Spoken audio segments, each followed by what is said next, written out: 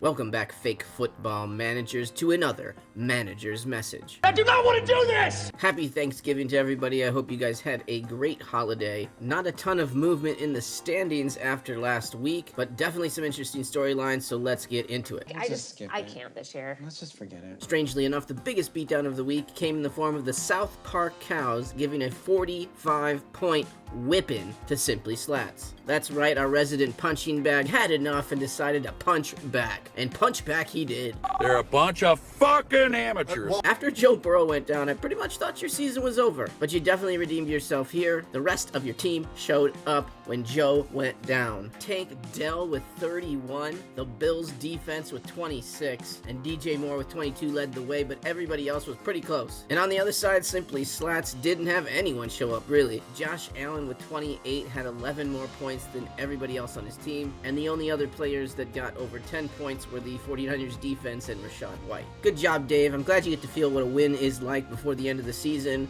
That sounds rude. I meant it to be self-deprecating. Next up, we have the super duper wacky razzles and a 39-point beatdown of the Austin, Texas G-Dog Warriors. For the wacky razzles, this week, much like any, went through Tua and Tyreek Hill, both having really good games. And then almost everyone else on your team was above 10 points. That's great. I mean, that's how you score 136 in a week, that's for sure. Now for the Austin, Texas G-Dog Warriors, I mean, 97 points isn't good. It's just not. Is there anything can be done about this? Only Christian McCaffrey broke the 20 mark with 20, and only 4 players on your team broke 10 points. Again, not going to win any games for you. Hopefully next week Cooper Kupp will actually finish out a game and make some catches for you, but it's not trending very well so far this year. Next up, we have the Seminoles with a 30-point beatdown of Hostile. Hostile, this man scored 109 points, and he beat you by 30. Like, come on, bro. It's like that bro that'll tell you, yeah, there's gonna be 20 fucking dime pieces at the party, and you show up and there's 5 hogs fighting over a trough of queso dip. You had 5 players get above 6 points on your team. Only 2 at 12 points or more. Pretty much all of Ryan's points came from Justin Herbert and Keenan Allen, but they gave you a lot, so that's fine. Puka Nacua took advantage of Kupp going down for sure, but congratulations to the number 1 seed. It doesn't matter how many points you score, it just matters that you get the win. Hey, look at us. Look at us. Huh? Who would have thought? Not me. Next up, we have the Deadly Venom's 20-point victory over the Darkside Grey Wolf. This one wasn't really that close either. Lamar Jackson, Saquon Barkley, and Devontae Adams led the way for the Deadly Venoms. For the Grey Wolves, you had a pretty good performance out of Joe Mixon, and definitely a great performance out of your kicker, but I think Mahomes at 20 was a little bit of a letdown, and Kelsey at 15 is also a little bit of a letdown. You only put up 104, but if it makes you feel any better, had you played me, you would have won. Doesn't matter. And then finally, we have this 14-point victory for the motherfucking Tumbles over my Polk High Panthers. Honestly, this was a pretty close game, and I think that had Mark Andrews not gone down on the very first drive, I imagine he would have been up for a pretty big game had he not broke his leg or whatever happened. Whatever you say, Stone Cold Steve Austin. I don't know why I just said that.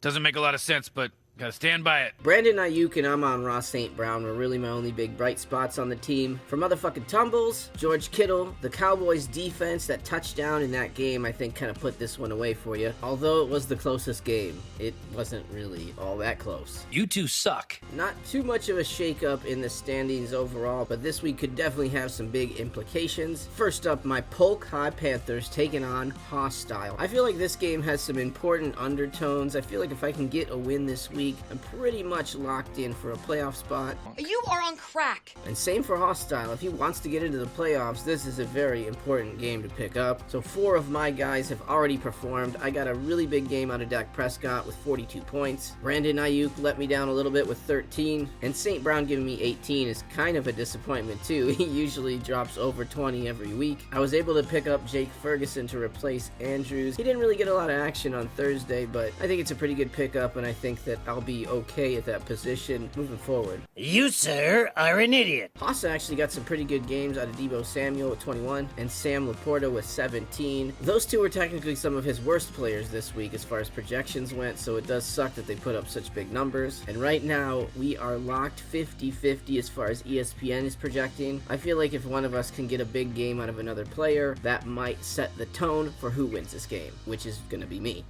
I feel like you're an asshole. Next up, we have motherfucking Tumbles taking on the South Park Cows. Tumbles already has 88 points this week. He had 6 players go with mixed results. Gibbs with 10 is not a great game, but Jalen Waddle 22 is a nice game for him. I think you're pretty fortunate that Garrett Wilson put up 17, to be honest. And the Cowboys defense with 19, not too shabby. And on the other side, Dave did not have as good of a time with the games that have been played already. His quarterback only dropped 12. Montgomery with 15, I guess that's good. Metcalf with 6 is awful, and the kicker with 0. This isn't going to help you keep climbing up the ranks, Dave. I feel like motherfucking Tumbles is going to take this one, but I said it last week, Dave, and you proved me wrong, so I'm going to need to see you do it again, because this week looks a lot worse off for you. Now, are you going to go ahead and have those TPS reports for us this afternoon? Next up, we have Simply Slats taking on the Deadly Venoms, another game that has some pretty important implications. Both of these teams sitting at 5 and 6, the 6th and 7th place teams. This is the bottom of the rung for the playoffs. Whoever loses this game has a very good chance of missing out on the playoffs.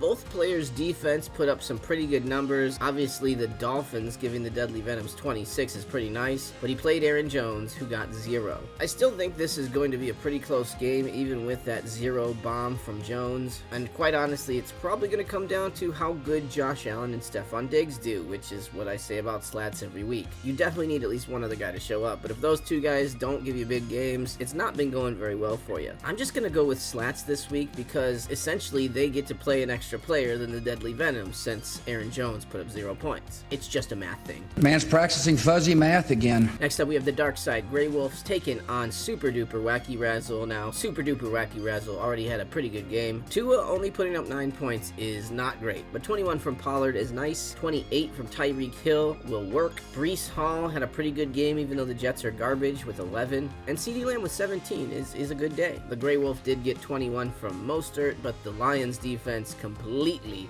let you down. 3 points, that's bad. I feel like if the Grey Wolves is going to get a win here, Patrick Mahomes needs to hit Travis Kelce a few times for some touchdowns. I feel like it could be closer than what ESPN says. The Grey Wolf has way better players yet to go than Super Duper Wacky Razzle, but they're already ahead of you. They're projected to win by 10, and the team just isn't losing this year. So I'm going to side with the Wacky Razzles until the Grey Wolf can prove me wrong. You're wrong.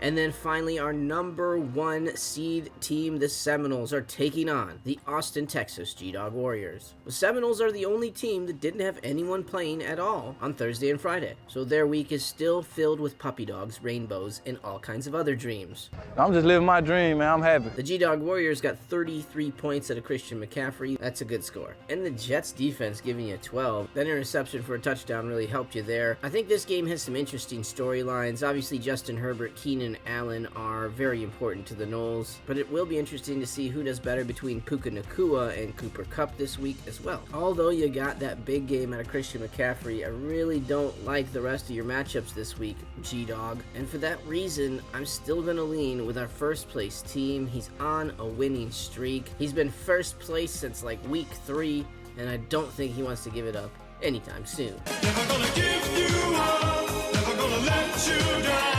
Alright guys, there you go. Thank you for watching this week's Manager's Message. And now here is your inspirational message. I want you to take a good look at the person next to you. Go on. Because sometime in the not-so-distant future, you're going to be pulling up to a red light and you beat up old fucking Pinto.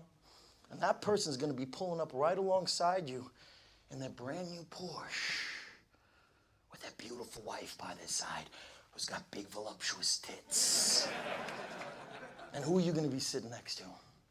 Some disgusting wildebeest with 3 days of razor stubble and a sleeveless muumuu crammed in next to you and a carload full of groceries from the fucking Price Club. That's who you're going to be sitting next to.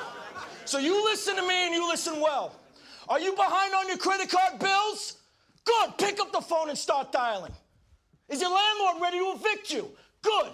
Pick up the phone and start dialing. Does your girlfriend think you're a fucking worthless loser? Good. Pick up the phone and start dialing. I want you to deal with your problems by becoming rich. All you have to do today is pick up that phone and speak the words that I have taught you. And I will make you richer than the most powerful CEO in the United States of fucking America.